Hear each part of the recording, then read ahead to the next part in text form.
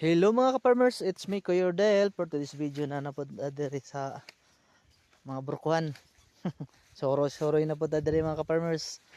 So gapo ning nanasiyay kuan mga ka-farmers bulak.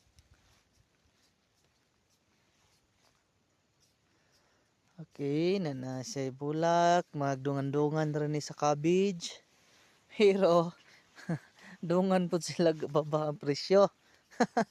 Tag 45 na lang kilo karon sa broko. Ana sa mga ka-farmers. Gwapo kayo ang broko no. Pero ang presyo dili man gwapo.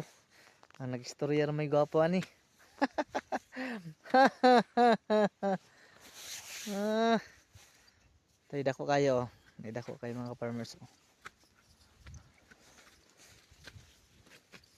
Oh, nanani sa mga 1 kilo timbang na sa 1 kilo kapin. So, harbisono na dyan mga ka-farmers. Okay, mura na mga ka-farmers. Thank you for watching and pag-share sa video. Bye-bye. God bless you all mga ka-farmers.